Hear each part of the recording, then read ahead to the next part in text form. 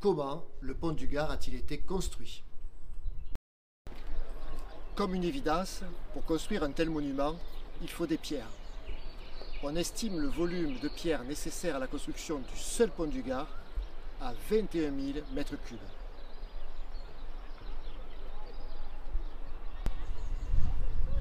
Les carrières de l'Estelle, situées à 600 mètres en aval du pont du Gard, ont largement contribué à fournir l'essentiel des matériaux nécessaires pour construire cet ouvrage, dont la masse totale est estimée à 50 400 tonnes. À titre de comparaison, cette masse correspond à environ 6 tours Eiffel. Quelle est cette pierre extraite des carrières de l'Estelle? C'est un calcaire roussâtre à grains grossiers et tendres qu'on appelle pierre de Vers.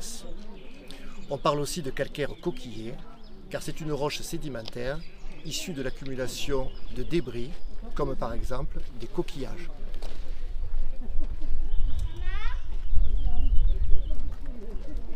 Comment extraire cette pierre? Pour extraire les blocs de pierre, le carrier creuse avec son escoude, une sorte de pic, d'étroites tranchées autour d'un bloc prédessiné. Puis, il insère à sa base des coins métalliques qu'il force à la masse. La poussée des coins désolidarise le bloc de la roche. Une fois extrait, comment déplacer les blocs de pierre? Le déplacement au sol des pierres de grande taille se faisait sur des sortes de traîneaux tirés à l'aide de cordes. Le port des blocs de pierre par voie fluviale sur des embarcations a sans doute été utilisé. Des rampes d'accès au pied du pont du Gard ont pu servir pour l'approvisionnement en pierre du chantier. Sur place, une machine comme le cabestan pouvait être utilisée. On en voit encore ici la trace.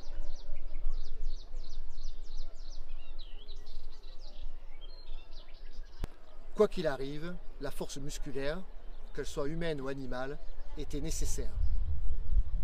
Une fois les blocs sur le chantier, le tailleur de pierre entre en action.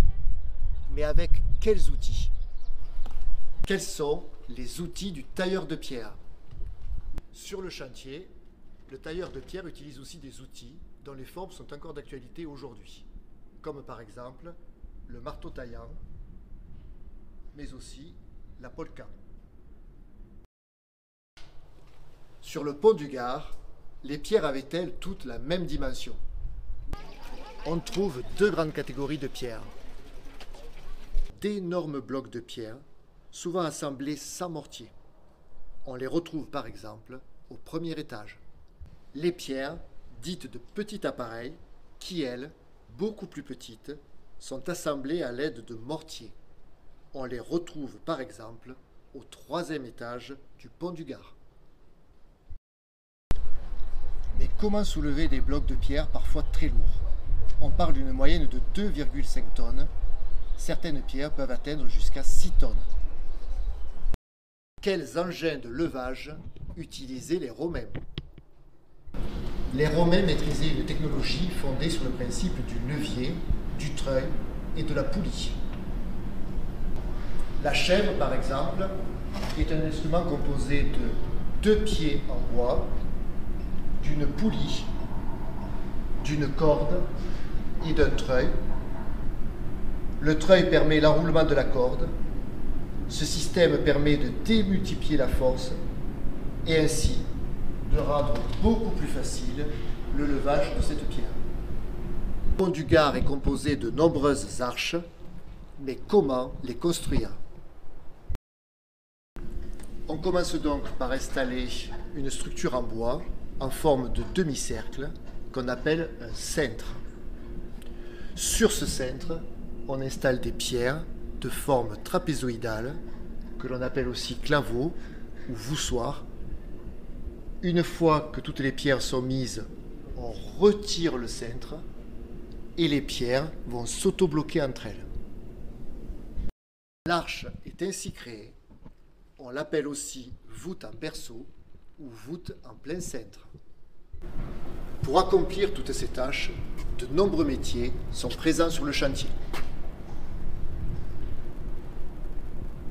On trouve des carriers, des transporteurs, des tailleurs de pierre, des maçons, des charpentiers pour la construction des cintres, des engins de levage ou des échafaudages, des forgerons pour les clous et les outils métalliques, des chauffourniers qui fabriquent la chaux, mais aussi des bûcherons, des niveleurs, des terrassiers.